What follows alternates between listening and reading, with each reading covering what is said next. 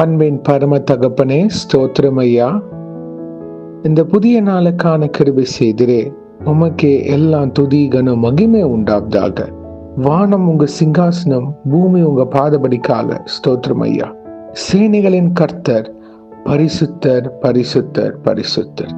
அன்பின் பிதாவே, இப்பொழுதும் இந்த வசனத்தை வைத்து நாங்கள் ஜெபிக்கிறப்போ எங்கள் ஒவ்வொருத்தரையும் ஆளுகை செய்து வழிநடத்தி தருமாறு தாழ்த்தி கேட்கிறோம். Deuteronomy 10th chapter 18th verse. He defends the cause of the fatherless and the widow and loves the foreigner residing among you, giving them food and clothing. உபாகமம் 10ஆம் அதிகாரம் 18ஆம் வசனம். அவர் திக்கற்ற பிள்ளைக்கும் விதவைக்கும் நியாயம் செய்கிறவரும் அந்நியன் மேல் அன்பு வைத்து அவனுக்கு அன்ன வஸ்திரம் கொடுக்கிறவருமாய் இருக்கிறார். ஆமேன். நன்றி பிதாவே, இந்த வசனத்தை கொடுத்ததுக்காக ஸ்தோத்திரம். இதை கேட்டு கொண்டிருக்கிற ஒவ்வொருத்தரையும் நீங்க ஆளுகை செய்து வழிநடத்தி தருமா ஜெபிக்கிறோம்.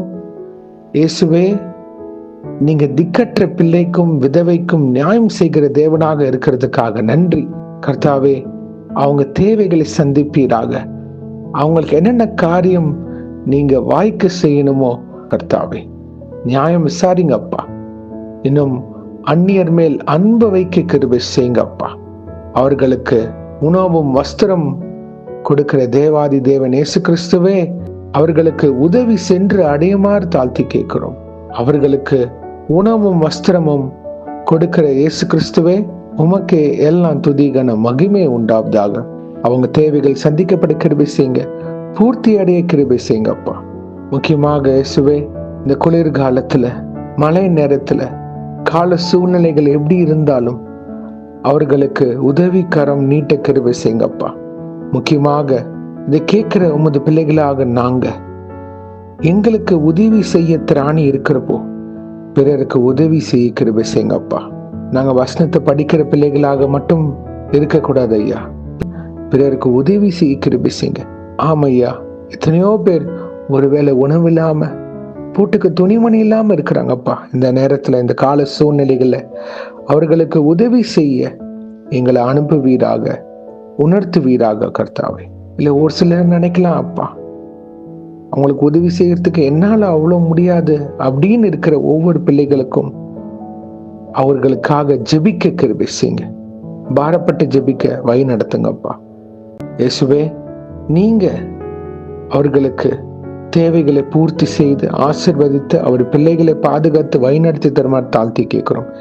ஒரு குறைவும் இன்றி கர்த்தாவே அவர்களை நீங்க பராமரித்து உங்க செட்டையின் மறைவுல மூடி மறைத்து வைக்குமாறு தாழ்த்தி கேட்கிறோம். நீங்களே பொறுப்படுத்திக் கொள்ள வழி நடத்துங்க. எங்களையும் கர்த்தாவே கிறிஸ்துவின் அன்பு வெளிப்படுத்துகிற பிள்ளைகளாக, பிறருக்கு உதவுற பாத்திரவன்களாக முடிந்தவரை கர்த்தாவே எங்கனால எப்படி உதவ முடியுமோ அதற்கேற்றாற் போல உதவி கிருபை செய்யுங்க. நிறைய பாதுகாத்துக் கொள்ளுங்க. எல்லாருக்கும் சுகம், பலன், ஜீவன், ஆரோக்கியத்தை தாங்க.